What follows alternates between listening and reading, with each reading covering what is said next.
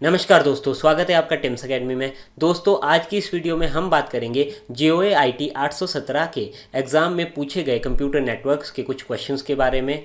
तो दोस्तों, हमने JOA IT के लिए बहुत सारी वीडियोस पहले भी बना के रखी है। अगर आपको वो वीडियोस देखनी है तो आप प्लेलिस्ट में जाके उन्हें चेक कर सकते हैं। तो चलिए शुरू करते हैं आज का वीडियो। फर्स्ट क्वेश्चन है, what is the full form of UDP with reference to TCP IP. TCP IP के संदर्भ में यूडीपी की फुल फॉर्म क्या है? इसका आंसर है यूजर डाटाग्राम प्रोटोकॉल। तो यूडीपी क्या होता है? एक प्रोटोकॉल होता है जो कि आपकी ओएसआई की ट्रांसपोर्ट लेयर पे वर्क करता है। यूडीपी एक आपका लाइट वेट ट्रांसफर प्रोटोकॉल है, और जैसे कि आपका टीसीपीआईपी प्रोटोकॉल आपका कनेक्शन ओरिएंटेड प्रोटोकॉल होता है, वहाँ पे यूडीपी क्या होता है? आपका कनेक्शन लेस प्रोटोकॉल होता है। मतलब क्या है, अगर इसमें कोई डाटा अगर लॉस हो भी जाता है तो इसमें द्वारा डाटा को रिट्रांसमिट नहीं किया जाता है। क्योंकि इसका बेस्ट एग्जांपल क्या है? आपका लाइव स्ट्रीमिंग। तो लाइव स्ट्रीमिंग के दौरान क्या होता है, जहाँ पे आप कनेक्ट करते हो वहीं से ही आगे का लाइव सेशन आप देख पाते हो, वहाँ से पीछे का लाइव सेशन आप नहीं देख पाते हो। तो वो किस वजह से होता है? क्योंकि वहाँ पे यूडीपी प्रोटोकॉल का यूज़ किया जाता है। यूडीपी प्रोटोकॉल का यूज़ हम वहाँ करते हैं जहाँ पे हम डाटा से ज़्यादा स्पीड पे फोकस करते हैं। मतलब डाटा लॉस हो जाए बट आपका जो ट्रांसमिशन होनी चाहिए वो फास्ट होनी चाहिए। नेक्स्ट क्वेश्चन है, in which of the following network topologies all the nodes are connected to a central connection point like a hub और स्विच। इनमें से कौन सी वो नेटवर्क टोपोलॉजी है जहाँ पे आपके सारे के सारे नोड एक सेंट्रल डिवाइस से कनेक्ट होते हैं और वहाँ पे वो सेंट्रल डिवाइस आपका हब या स्विच होता है? इसका राइट आंसर है आपका ऑप्शन ए, स्टार टोपोलॉजी। तो स्टार टोपोलॉजी में क्या होता है, आपके सारे के सारे जो डिवाइसेस होते हैं वो एक सेंट्रल डिवाइस हब या स्विच से कनेक्ट होते हैं। जैसा कि आप यहाँ पे देख पा रहे हो स्टार टोपोलॉजी, यहाँ पे क्या है, यहाँ पे जो एक सेंटर डिवाइस है यहाँ पे वो हब या स्विच यूज़ किया जाएगा, और बाकी सारे जितने भी ये आपको दिख रहे होंगे ये नोड्स है वो किससे कनेक्ट किए हैं? आपके सेंट्रल डिवाइस से कनेक्ट किए हैं। बाकी रहता है सेकंड आपका रिंग टोपोलॉजी। रिंग टोपोलॉजी में क्या होगा, सारे नोड्स आपके एक दूसरे से कनेक्ट किए जाएंगे, और ये जब एक दूसरे से कनेक्ट किए जाएंगे तो ये एक सर्कल को फॉर्म करेंगे, और यहाँ पे डाटा एक ही डायरेक्शन में फ्लो करता है। मान लीजिए इस वाले इस कंप्यूटर को इससे कम्युनिकेट करना है, तो डाटा इस वाले में फ्लो कर रहा है तो उसके लिए इससे भी कम्युनिकेट करना पड़ेगा, इससे भी और इससे भी, तभी जाके वो उससे आगे कम्युनिकेट कर पाएगा। बात करते हैं बस टोपोलॉजी की। तो बस टोपोलॉजी में यहाँ पे एक बैकबोन केबल का यूज़ किया जाएगा और एक ही केबल से सारे डिवाइसेज आपके कनेक्ट किए जाएंगे।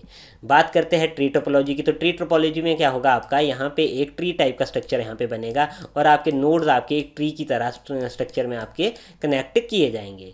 उसके बाद बात करते हैं मैश टोपोलॉजी की। तो मैश टोपोलॉजी में एक डिवाइसेज आपके बाकी सभी डिवाइसेज के साथ कनेक्ट किया जाएगा। जैसे ये वहाँ पे 1 डिवाइस है तो ये आपके 2 के साथ भी होगा, 3 के साथ भी होगा, 4 के साथ भी होगा, 5 के साथ भी होगा और 6 के साथ भी होगा। ऐसे ही आपके सारे डिवाइसेज एक दूसरे से फुली कनेक्टेड होंगे, तो इसे क्या कहते हैं? हम मैश टोपोलॉजी कहते हैं। और यहाँ पे हाइब्रिड टोपोलॉजी की अगर बात करते हैं तो हाइब्रिड में क्या होता है, आपके 2 या 2 से ज़्यादा टोपोलॉजी जब यूज़ की जाती है तो उसे हाइब्रिड टोपोलॉजी कहते हैं। जहाँ पे एक रिंग टोपोलॉजी है, एक बस टोपोलॉजी है और एक मैश टोपोलॉजी है। 3 टोपोलॉजियों को यूज़ किया जा रहा है, तो इसलिए ये क्या रहेगी? आपकी हाइब्रिड टोपोलॉजी रहेगी। नेक्स्ट क्वेश्चन है, which of the following transmission media make use of 4 pair of insulated copper wires. कौन सी ट्रांसमिशन मीडिया में 4 pair of insulated copper wire का यूज़ किया जाता है? इसका आंसर है ऑप्शन ए, यूटीपी। यूटीपी की फुल फॉर्म होती है unshielded twisted pair cable.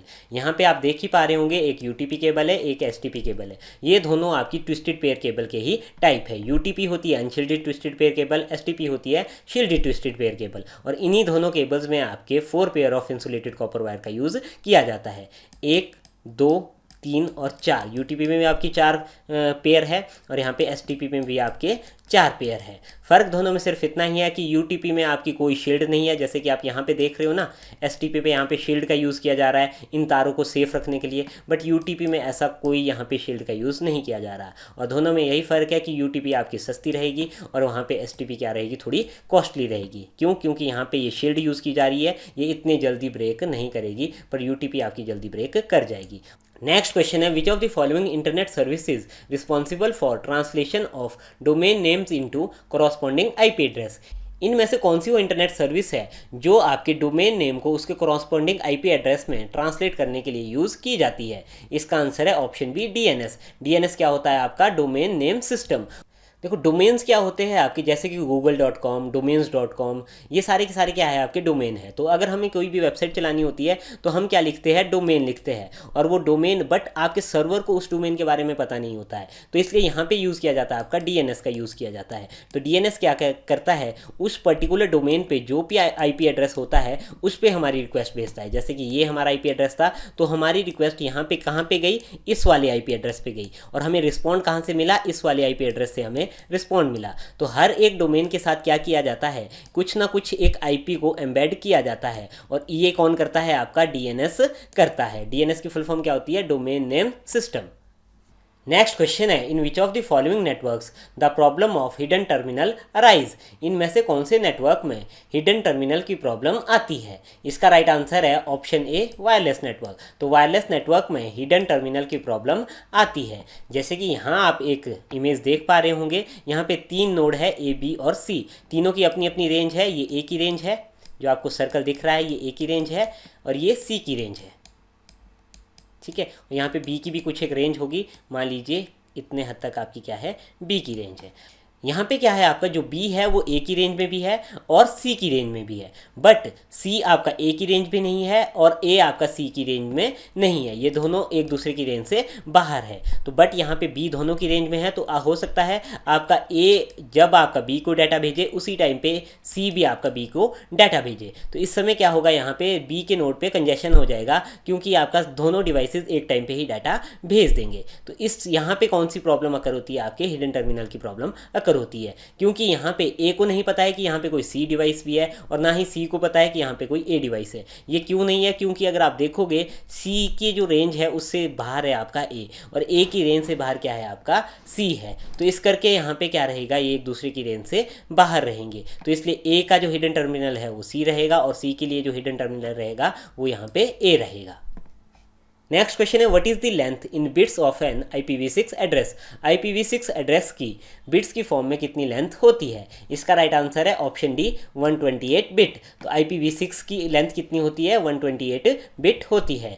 IP जो होता है आपका इंटरनेट प्रोटोकॉल, उसके 2 टाइप होते हैं, एक आपका IPv4, एक आपका IPv6। ये IPv4 1981 में आया था और IPv6 आपका 1998 में बनाया गया था। तो यहाँ पे आप देख पा रहे होगे इस तरीके का जो एड्रेस होता है, ठीक है, ये होता है आपका IPv4 का, और ये कितने बिट का होता है, आपका 32 बिट का एड्रेस होता है। और यहाँ पे जो ये आप एड्रेस देख पा रहे होंगे, ये आपका एक IPv6 का एड्रेस है, और ये कितने बिट का होता है, आपका 128 बिट का एड्रेस होता है।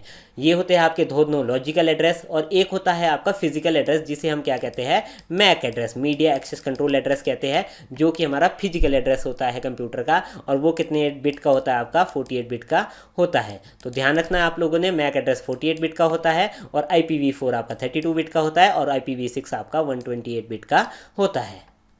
नेक्स्ट क्वेश्चन है, the concept of IP addresses belong to the dash layer of ISO OSI reference model.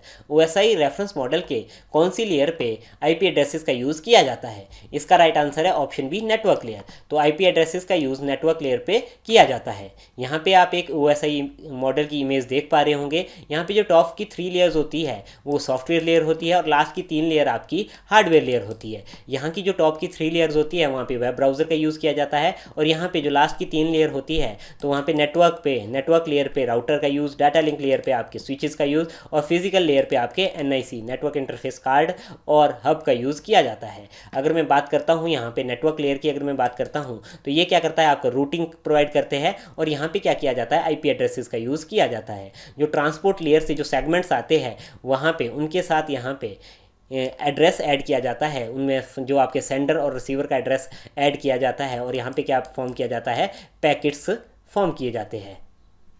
Next question है, what is the recommended maximum length of UTP Cat6 cable. UTP Cat6 cable की recommended maximum length कितनी होती है। इसका right answer है 100 metre. तो कोई भी अगर UTP केबल होती है उसकी जो मैक्सिमम लेंथ होती है वो 100 मीटर ही होती है। यहाँ पे आपकी Cat5 है, Cat6 है और Cat6A है। तो यहाँ पे इन सभी की जो मैक्सिमम लेंथ होती है वो 100 मीटर होती है। 100 मीटर तक आपका डाटा बिल्कुल सेफली कैरी करेगा, बट 100 मीटर के बाद यहाँ पे क्या रह सकता है, आपके डाटा लॉस होने के चांसेस बढ़ सकते हैं। तो 100 मीटर के बाद हमें सिग्नल एम्पलीफाई करना पड़ता है, उसके लिए हम स्विच का या आपके हब का यूज़ कर सकते हैं। नेक्स्ट क्वेश्चन है how many usable IPv4 addresses are there in a network with subnet mask 255, 255, 255, 240। हम इस सबनेट मास्क पे और कितने IPv4 एड्रेसेस को यूज़ कर सकते हैं? इसका राइट आंसर है ऑप्शन सी 14। तो 14 और डिवाइसेस को यहाँ पे हम कनेक्ट कर सकते हैं, क्योंकि यहाँ पे जो रेंज है आपकी 255, 255, 255, 240 है। और आपको अब पता ही होगा जो मैक्सिमम आपके सबनेट मास्क होते हैं वो कितने तक होते हैं, आपके 255 तक होते हैं। तो अगर हम यहाँ पे देखेंगे 255 से अगर हम 240 को माइनस करेंगे तो हमारे पास कितना रहेगा, 15 आएगा। 15 यहाँ पे क्या हो गया आपका 15, बट आपकी जो डिवाइसेस होगी वो कितने कनेक्ट कर सकते हैं आप, क्योंकि यहाँ पे यूजेबल एड्रेस बोले गए हैं 14, क्योंकि जो 15 रहता है ये 255 वाला रहता है वो क्या रहता है आपका सबनेट मास्क रहता है। तो यहाँ पे आप 240 से लेकर 254 तक के IPs को यूज़ कर सकते हो। नेक्स्ट क्वेश्चन है which of the following IPv4 address series is reserved by IANA for private use. IANA द्वारा प्राइवेट यूज़ के लिए IPv4 की कौन सी एड्रेस सीरीज को रिजर्व रखा गया है? इसका राइट आंसर है ऑप्शन बी 192.168.0.0। तो इस वाली सीरीज़ को IANA द्वारा प्राइवेट यूज़ के लिए रिजर्व रखा गया है। IANA क्या होता है आपका इंटरनेट असाइंड नंबर अथॉरिटी। यहाँ पे आपको एक प्राइवेट IP दिख रहे होंगे और पब्लिक IP। तो ये जो आपको प्राइवेट IP दिख रहे हैं ये आपके IANA द्वारा रिजर्व रखे गए हैं। क्लास ए के ये वाले IP है, क्लास बी के ये और क्लास सी के ये वाले IP है। तो ये वाले जो IP दिख रहे हैं आपको ये यहाँ पे क्लास सी के IP है। प्राइवेट IP क्या होते हैं आपकी जो आप लोकल एरिया नेटवर्क में यूज़ करते हो, और ये जो आपके IPs होते हैं आपके वो आपके लैन एडमिनिस्ट्रेटर द्वारा दिए जाते हैं, बट ये आपके इंटरनेट पे यूज़ नहीं किए जा सकते हैं। तो लैन पे जो हम IP देते हैं वो ये वाले IP देते हैं, और जो हमारे पब्लिक IP होते हैं वो हमारे इंटरनेट पर यूज़ किए जाते हैं। बाकी जो IP बचते हैं वो सारे के सारे पब्लिक IP हो गए और ये इंटरनेट पर हमारी पहचान होते हैं। तो दोस्तों ये थे कुछ एक नेटवर्क के क्वेश्चन जो कि 817 के एग्जाम में पूछे गए थे। और भी क्वेश्चंस हैं जो कि नेटवर्किंग से पूछे गए हैं, उन्हें हम नेक्स्ट वीडियो में कवर करेंगे। तो कैसा लगा आपको हमारा आज के वीडियो हमें कमेंट करके जरूर बताएं। अगर आपको ये वीडियो पसंद आए तो इसे लाइक शेयर और कमेंट करना ना भूलिएगा। मिलते हैं नए वीडियो में, तब तक के लिए बाय बाय।